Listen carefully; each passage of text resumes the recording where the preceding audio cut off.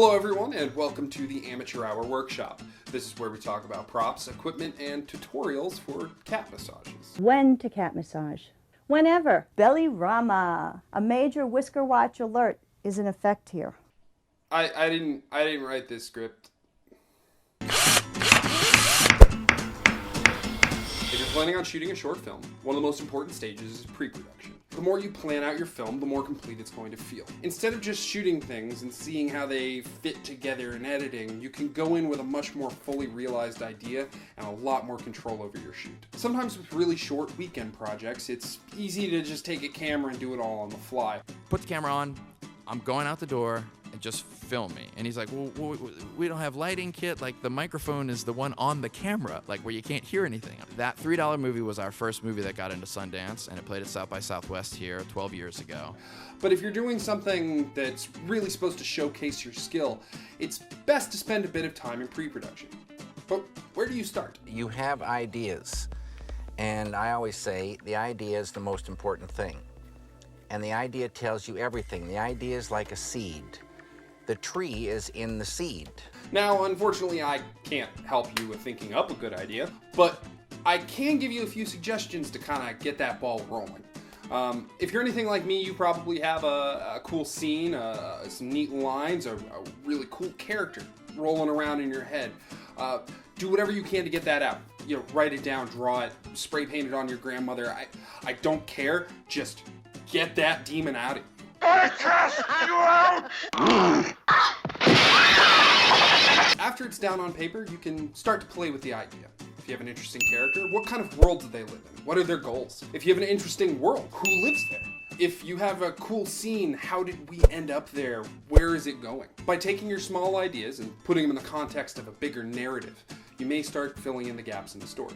And even if the answers aren't coming to you, it's good to have them written down for later, in case a project comes along where it may be of use. However cool your idea is, though, this next step might take it out back and put it down.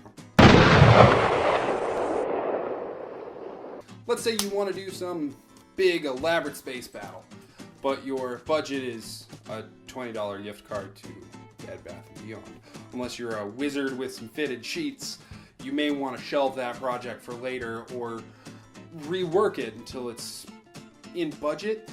Only you can answer those questions and prevent forest fires and say no to drugs. And You're going to write this script based upon what I call the Available Materials School of Filmmaking, which is not, it takes place in a spaceship, because you can't do that. But what you can do is take a meeting with everyone who loves you and everyone who wants to support you and say, what do you have that you can lend to me at my disposal to make a film? now we're going to take a quick break and answer a question from a fan, totally a fan, not just me.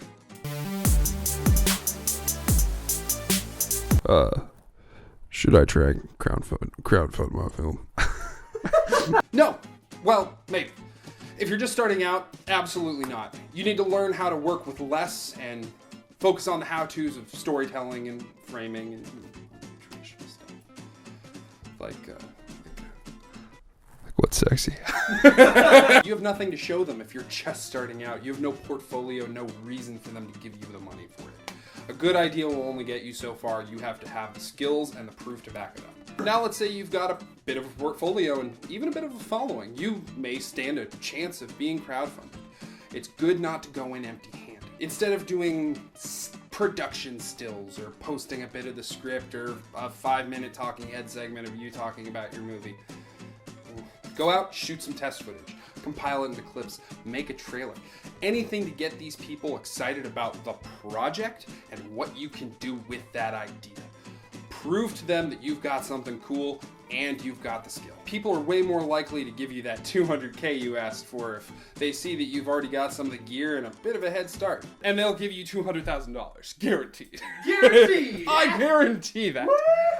I personally, Kalen Breen, ensure that you yes. will get $200,000. There are a ton of ways to approach writing. Let's take you through some options. First off is pretty simple. It's what you use to write with. Some people prefer their yellow legal pads. Other people prefer using a laptop. And The occasional Ginsberg wannabe likes using a typewriter on the subway. Whichever way you go, it's important to note that there's a standard format for film scripts, and it's good to know. Not only does it help you keep organized, but it also makes you look more professional. Honestly, it's pretty simple to learn, and if you're going the computer route, I would recommend Fade In or Celtics. We will link to those in the description of the video.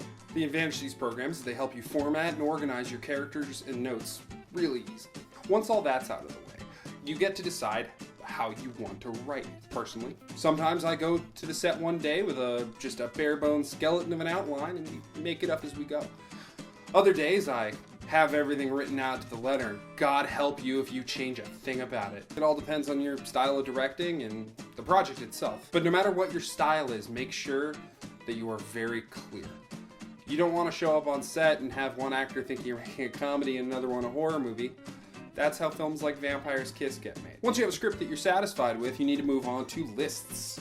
There are 3 major lists that you need to cover. Santa's lists, Schindler's lists. You have your location list, self-explanatory, where you want to shoot for each scene. You have your prop list, the things you need for all of your shots. Finally, that brings us to the shot list. The shot list breaks down by location, each shot that you want in said location. That way, when that time comes, you won't be missing anything. It'll be all there on a list for you. So you've taken your idea, you've turned it into a script, you've streamlined it, you've organized it, you've funded it. And you might be asking, Kaylin, is that all there is to pre-production? Oh, sweet pea. You know it ain't. Next week, join us again as we cover location scouting, casting, table reading, and inevitably a lot more stuff than that. I'm not going to be the one doing it because I'm not qualified for that. If you want some other people's opinions on post-production, please check out some of these. Excuse me. We'll fix it in post. If you want to... We'll fix it in post. If you'd like some more opinions and input on pre-production, please check these links right here.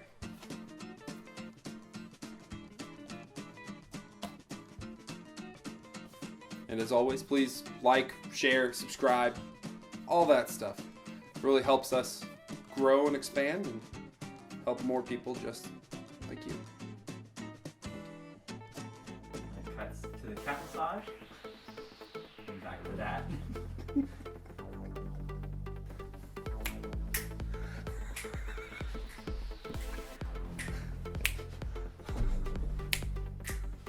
Guess what, Colin? Guess what, Colin's coming to you! Welcome to Attica University Nights FM. You're here with Kaylin and the Gooch. There's one question for you. What's sexy? Onward, Snap dance. Christian soldiers. Is in the context of a bigger story, you might start filling in. I said fart. I am unimpressed by your physical acumen.